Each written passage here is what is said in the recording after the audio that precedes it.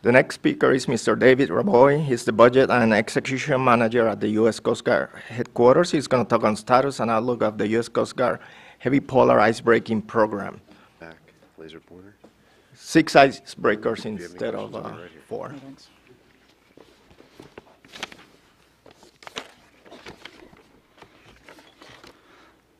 So thank you, Admiral West, for getting everyone excited about icebreakers. I see there's a lot of interest, so happy to be speaking here and hopefully answer some of those questions and tell you a little bit more about what the Coast Guard is actually doing to acquire these new assets.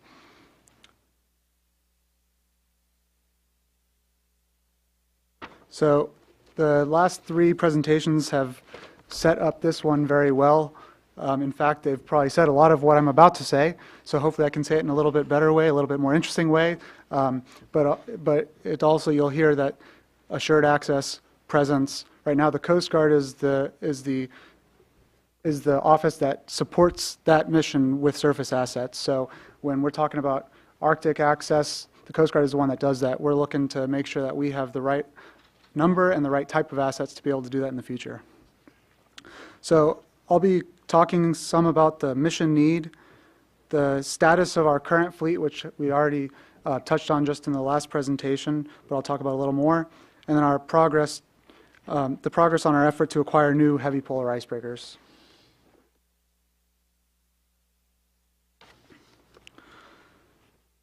So icebreakers are needed for all the reasons that you've been discussing in the symposium. With the reduction in sea ice and opening of the Arctic Ocean, the national interest in safe and responsible use of this region are expanding, and the Coast Guard intends to have a robust maritime presence. The U.S. is one of 8 Arctic nations, and the Coast Guard is the lead agency responsible for providing assured surface access through its polar icebreaking program. By providing assured Arctic access, polar icebreakers support national security, sovereignty, resource protection, and fulfillment of international commitments for emergency response. New heavy polar icebreakers will allow the Coast Guard to meet mission demands as Arctic activity rises.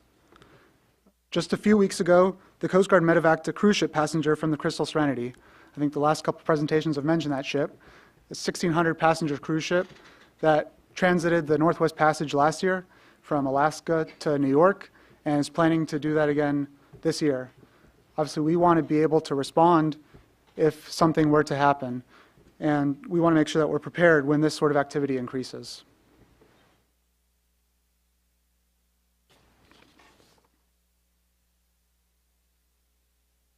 The Coast Guard operates icebreakers in the polar regions to conduct statutory missions that protect national interests. Coast Guard icebreakers are multi-mission platforms. Admiral West just mentioned we conduct 9 of the 11 statutory missions, including defense readiness, coastal security, in addition to ice operations. Icebreakers are critical for accomplishing Coast Guard missions in the polar regions. We don't break ice just to break ice. We break ice to access regions other ships can't in order to conduct our statutory missions. And that's something that some people don't fully understand. We don't just want to go up there, find ice to break it. We go up there because we want to be able to perform the missions of the Coast Guard and support missions for the nation in regions that other ships cannot access.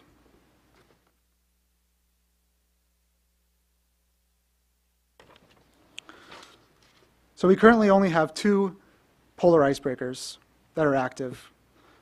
Polar Star is our only active heavy polar icebreaker, and Healy is our medium polar icebreaker. Polar Sea, which is Star's sister ship, is not currently operational.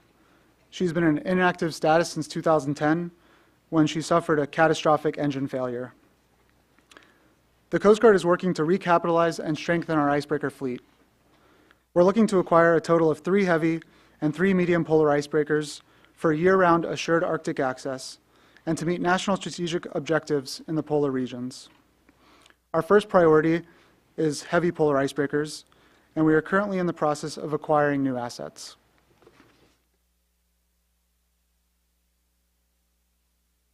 So a little bit about these 2 vessels. Our newest polar icebreaker was commissioned in 2000. That's our newest icebreaker.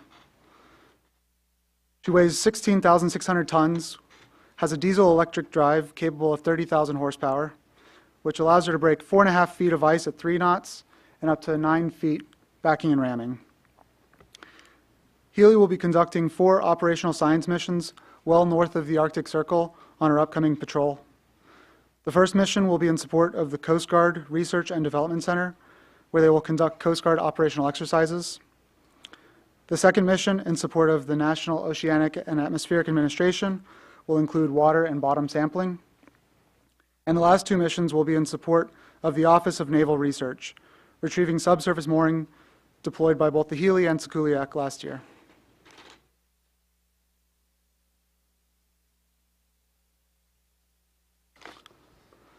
The Polar Star, as I mentioned, is our only operational heavy polar icebreaker. She was commissioned in 1976. In 2013, the Polar Star was returned to the fleet following a multi-year reactivation. She weighs 13,000 tons with a combined diesel, electric, and gas turbine propulsion, producing 75,000 horsepower, which allows her to break 6 feet of ice at 3 knots and up to 21 feet of ice backing and ramming, so 2 stories of ice. The Polar Star conducts Operation Deep Freeze, breaking out a channel so that resupply ships can reach McMurdo Station, the United States Antarctic Research Center. This is an operation the Coast Guard has been supporting since the 1950s. This past year, that mission required clearing a channel through a nearly 70-mile ice field to reach the base. Polar Star is currently undergoing an annual dry dock maintenance period in order to be ready for the upcoming Operation Deep Freeze. She's proven to be a very capable ship, but I think many of you will agree that it's time to recapitalize our fleet with modern heavy polar icebreakers. So a little bit about the acquisition program. So in 2013, at the same time that we completed reactivation of Polar Star, we also stood up a program office to acquire new heavy polar icebreakers. In 2016, we took a hard look at our acquisition schedule and were able to move up the planned delivery of the lead heavy polar icebreaker. Later that same year, the Coast Guard and Navy committed to establishing an integrated program office to take advantage of the expertise in both organizations. Through a great collaborative partnership with the Navy, the Integrated Program Office awarded 5 industry study contracts in February of this year to identify approaches to further reduce acquisition cost and production timelines. Those are the 5 contracts that Admiral West was referring to. In these contracts, our industry partners are conducting iterative design studies, including looking at technical aspects such as hull form, propulsion, and electric configuration, and cost and schedule estimates for the design and production of heavy polar icebreakers. These studies support our goals of ensuring affordability, managing producibility and technology risk, and maximizing reliability, maintainability, and supportability of these new assets. We will use the inputs from these design studies and analyses to refine the heavy polar icebreaker system specification. We have already made great progress. We are leveraging existing designs and mature technology to mitigate cost and schedule risk and ensure timely replacement of our one operational heavy polar icebreaker.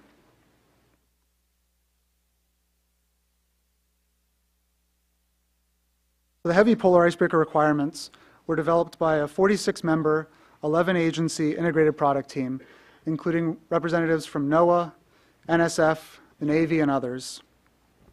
These are what we consider the most important characteristics for the new heavy polar icebreaker. Cutter must be able to break at least 6 feet of ice at 3 knots, must be able to remain underway for at least 80 days without replenishment, and it must be able to operate and communicate with our federal partners. The new heavy polar icebreaker will also have a helicopter hangar capable of storing 2 H-60 helicopters or similarly sized assets, and it will have survey capabilities and multi-mission spaces that can accommodate science. One of the challenges for the heavy polar icebreaker is that it's expected to operate worldwide and therefore will be exposed to extreme environmental conditions found in the tropical, temperate, and polar regions. Not only does this pose challenges regarding the temperature, but the hull form must be able to blend ice-breaking characteristics with stable open water performance so that it can not only break ice, but transit in open water to reach the polar regions.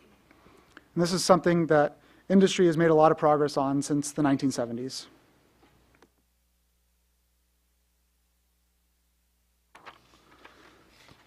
So icebreaking technology has changed substantially, most notably regarding hull form and propulsion, since the Polar class was built over 40 years ago. On the left is a picture of the Polar Star with 3 propellers and a single rudder. On the right here is a picture of the Mackinac. This is our Great Lakes icebreaker, and it has azimuth thrusters, as you can see here, which are common among modern icebreakers. Our industry study teams are currently looking at a variety of propulsion configuration and hull forms. A modern hull form will likely require less power and therefore less fuel to achieve the level of icebreaking that we desire compared to our current asset, the Polar Star. Through an international collaboration with Canada, we're currently conducting model-scale ice testing to help validate some of these assumptions.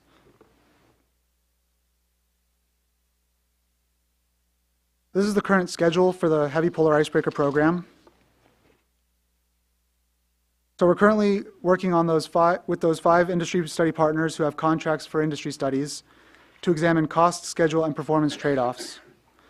This information will inform the government and help ensure affordability.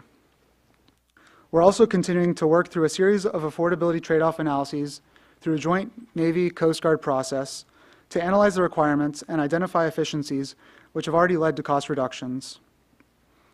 Following this period, there will be a separate competition for detailed design and construction of heavy polar icebreakers, which will be awarded to one U.S. shipbuilder. And I just want to clarify that these are separate contracts. The information that we're getting from industry studies is to help inform the government. The detailed design and construction contract will be a separate request for proposal for that design and construction of the vessels. We're currently planning to award that detailed design and construction contract in 2019, with the lead ship being delivered in 2023. We've made a lot of progress in a short time. We've already achieved significant savings and moved up the schedule by multiple years. Polar icebreakers are critical national assets that will help us meet mission demands in the polar regions. And we're working hard to make sure we acquire them in an efficient, affordable manner. Thank you, and I welcome your questions.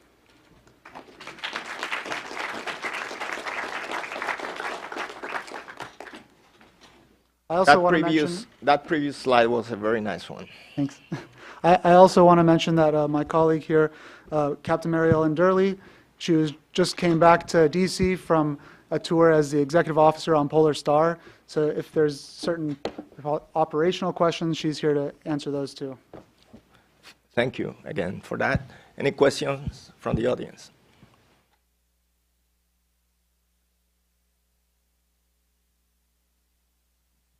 You're saying here 3 heavies and 3 mediums, but the previous speaker was saying 4 heavies. So, I mean, this is very new. I mean, where are things at right now?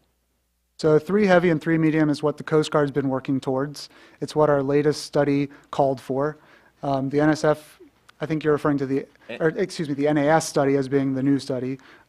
So obviously we're taking a look at that. We continually relook at our needs, and that'll be one more data point for us to consider as we move forward.